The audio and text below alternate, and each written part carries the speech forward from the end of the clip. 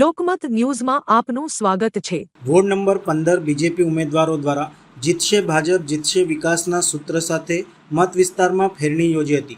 26મી એપ્રિલે વડોદરા મહાનગરપાલિકાની ચૂંટણી યોજાનાર છે।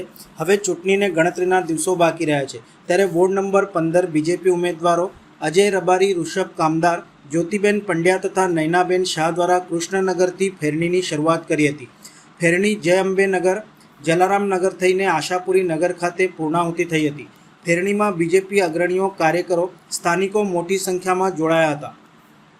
સ્થાનિકોના પ્રેમ આવકારને જોતા વોર્ડ નંબર 15 ઉમેદવાર અજય રબારીએ જણાવ્યું હતું કે ફેરણીમાં લોકોનો ખૂબ જ સારો એવો આવકાર મળી રહ્યો છે। લોકોની સમસ્યાની પણ અમે નોંધ લીધી છે। સાથે 26મીએ મોટી સંખ્યામાં મતદાન કરી કમળને વિજયી બનાવવા અપીલ કરી છે, તેમ જણાવ્યું હતું। ભારતીય જનતા પાર્ટીના ઉમેદવાર ઋષભ કામદાર દ્વારા જણાવ્યું હતું કે ફેરણીમાં નાગરિકોને અમે મળી રહ્યા છીએ, લોકોનો પ્રતિસાદ ખૂબ જ સારી રીતે મળી રહ્યો છે। ઉમેદવાર જ્યોતિબેન પંડ્યાએ જણાવ્યું હતું કે ફેરણીમાં લોકોને મળી રહ્યા છે। લોકો તો સામેથી કહી રહ્યા છે કે અમે તો ભાજપના જ છીએ અને ભાજપને જ મત કરીશું, પણ અમે લોકો સુધી પહોંચી રહ્યા છે, તેમને સાંભળી રહ્યા છે અને 26મીએ મતદાન કરવાની અપીલ કરી છે।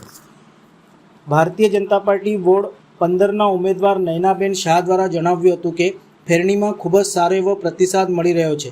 જનતા બીજેપી સાથે છે, કમળ સાથે છે। લોકોને નાના મોટા પાણીના પ્રશ્નો હતા તે પણ સાંભળ્યા છે અને તેને સોલ્વ કરવાનો પ્રયાસ પણ કર્યો છે। આજે અમારા વોર્ડ નંબર 15માં અમે જલારામનગર, કૃષ્ણનગર, સંપતનગર, ધરતી, ટેનામેન્ટ્સ આ બધા વિસ્તારોમાં ફેરણી કરી રહ્યા છે અને દરેકે દરેક નાગરિકોને મળી રહ્યા છે।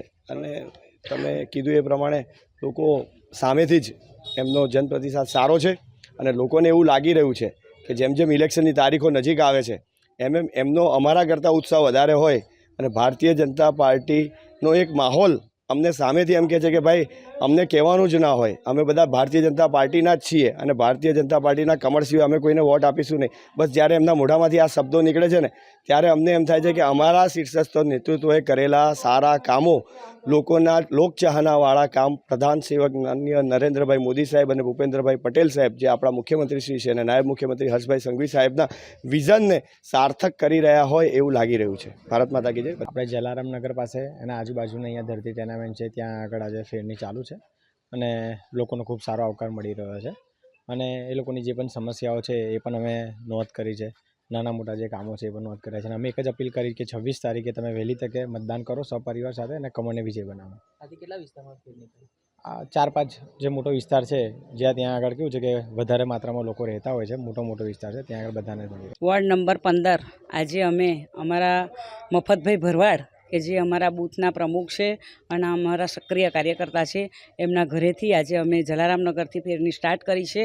જય અંબે નગર સાથે સાથે ધરતી, આ બધા વિસ્તારો અમે કવર કરવાના છે। અહીંયાથી અમે કૃષ્ણકુંજ સ્લમ ક્વાર્ટર છે ત્યાં જવાના છે। ઓછામાં ઓછા અત્યાર સુધીમાં અમે 800ની મુલાકાત લીધી છે સવારમાં 9:30થી। એટલે ખૂબ પ્રતિસાદ મળ્યો છે, લોકોનો ખૂબ ઉત્સાહ છે અને એ લોકો એવું કહે છે અમને કે તમારે અહીંયા આવવાની જરૂર નથી, અમે ભાજપના જ છે અને ભાજપને જ મત કરીશું, પણ અમારે જવાની જરૂર છે અને અમે બસ એક જ વિનંતી કરીએ છીએ કે આપનો 26 તારીખે આપનો મત અવશ્ય ભાજપને આપો ને અપાવીને કમળને જીતાડો। અને અમારો ક્રમાંક નંબર અજયભાઈ રબારીનો 1 છે, 3 નંબર ઋષભભાઈ કામદાર છે, 4 નંબર જ્યોતિબેન પંડ્યા છે અને 6 નંબર નયનાબેન શાહ છે।